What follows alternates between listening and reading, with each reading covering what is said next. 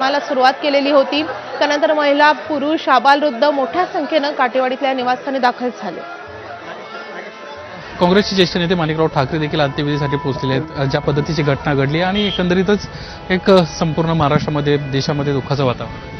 विकासात्मक दृष्टिकोन, आधुनिक विकासाच्या दृष्टिकोनातून आपण पावलं कशी टाकली पाहिजेत आणि त्याला वारंवार प्रोत्साहन देणं आणि ते विकास बरोबर योग्य साधल्या जातोय की नाही हे अत्यंत बारकाईनं पाहणं हे दादांचं वैशिष्ट्य होतं।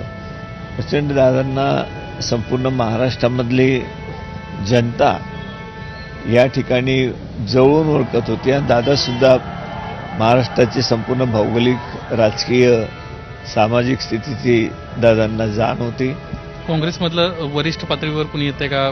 सोनिया गांधी, राहुल गांधी सगळ्यांकडून शोक व्यक्त करण्यात आला?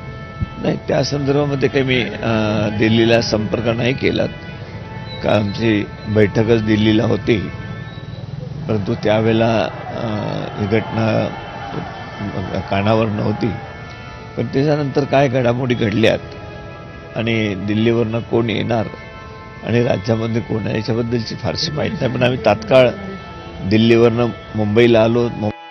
मुंबईवरनं या ठिकाणी वाहन घेऊन बारामतीला या ठिकाणी पोहोचलो। अंत्यविधीला वाजता आहे आणि अंत्यविधीकरता लाखो लोक या ठिकाणी येत असल्याचं चित्र आहेत। एक मजबूत अशा प्रकारचं नेतृत्व महाराष्ट्राचं गेल्यानंतर, अचानक गेल्यानंतर, अपघातामध्ये गेल्यानंतर। तर माणिकराव ठाकरे यांनी देखील त्यांची श्रद्धांजली अर्पण केलेली आहे। एक मजबूत नेता गेलेला आहे, कार्यकर्त्यांमध्ये राहणारा नेता गेलेला आहे अशी भावना त्यांनी व्यक्त केलेली आहे। सगळ्याच पक्षांचे नेते अजित पवारांविषयी भरभरून बोलतायत।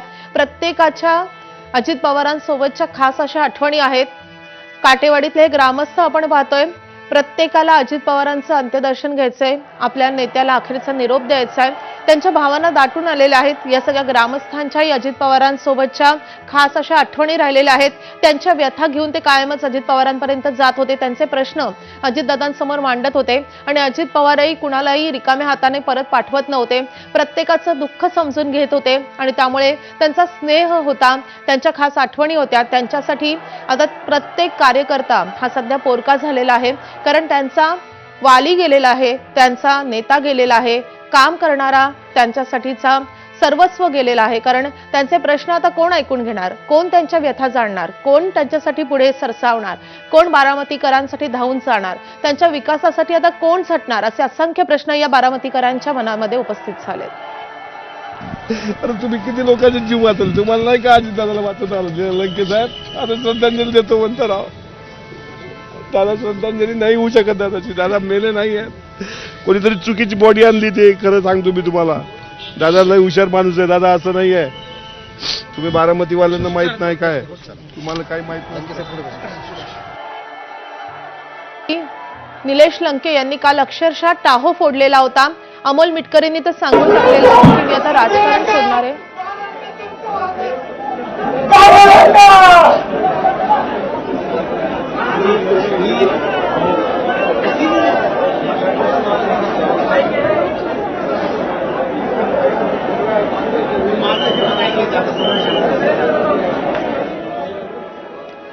निलेश लंके खरं तर शरद पवारांच्या राष्ट्रवादीचे नेते आहेत, मात्र त्यांच्याही भावना तितक्याच दाटून आलेल्या आहेत।